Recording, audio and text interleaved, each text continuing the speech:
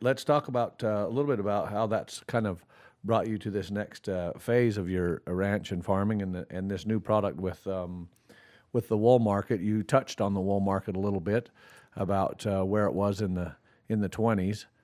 Where's the wool market today? So the wool market's changed a little bit in that I'd mentioned before that it's rebounded, and that's for good wool. So there's been a resurgence in really good quality fine wool. A lot of it's being used in athletic clothing and other things because of the wonderful benefits that wool naturally has. So good wool can be sold anywhere from $1.80, $1.80 a pound to $2.25 a pound. However, there's 1/5 of the wool clip that's considered waste wool.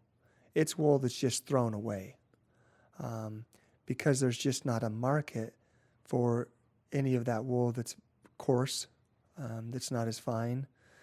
People don't want to make clothes out of that. There's not a lot of carpets or rugs looking to make or any To be manufacturers made from that lower end made wool. from that lower end. Yes. So that makes a difference, and so that's where you and I had kind of come in to this. Dave runs a pallet company, and I guess you can tell a little bit about that. But where he takes old pallets, grinds them up, makes colored mulches, and sells them into nurseries and greenhouses. And as we got to know each other, Dave had asked me, let's make compost. And since I had the farm, the animals, the space, I said, okay. A little bit like the hunting. It's another avenue to look at using what you have, what resources you have to put a couple things together and go forward with it. Right. And try and expand and diversify your revenue stream, because every farmer today must do that, especially for the next generation.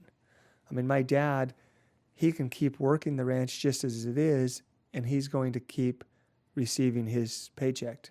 But for me, for my brothers, that's not the same. In fact, my younger brother didn't even work on the ranch.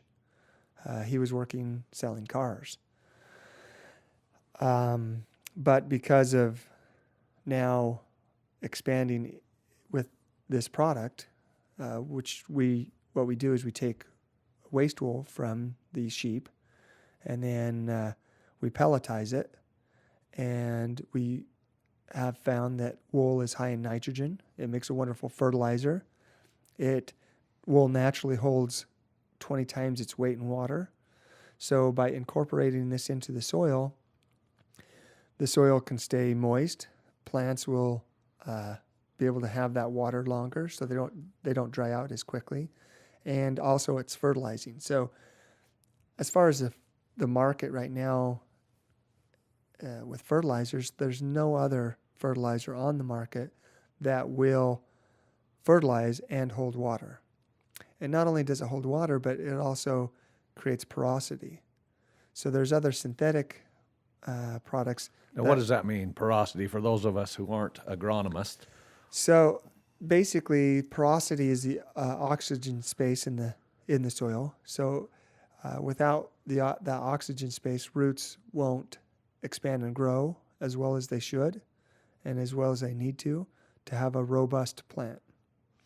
So a lot of synthetic, like the polymer gels, they'll hold a lot of water, but it reduces that oxygen space.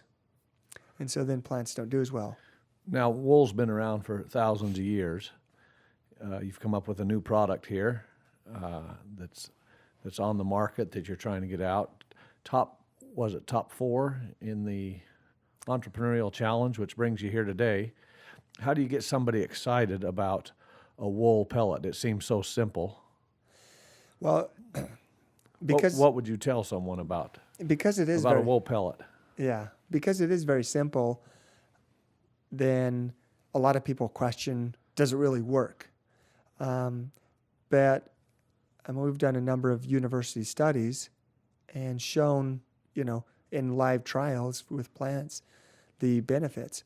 And once people see those benefits, especially, commercial greenhouses, organic farmers, when they see that and they see the difference that WoolPellets has compared to other products on the market, they love it. The product really does sell itself with that results. The problem is really getting someone to understand that it's just wool. Well, does wool really do that? That's the biggest question that we get. So it's just wool. It really does that? Yeah. It's really that high in nutrition? Yeah, it really is. So maybe one of the challenges is just getting people to try your product or try this product and see. Well, and I think the what biggest they're gonna challenge with getting this product going was, I felt like we had a little bit of providence in the beginning, because we had a commercial greenhouse that approached us wanting some organic steer manure for a project that they were working with a big box store about growing organic tomatoes. I offered the WoolPellets to him, and again, this was before any studies, any trials, anything, and he was just like, no, I'm not interested.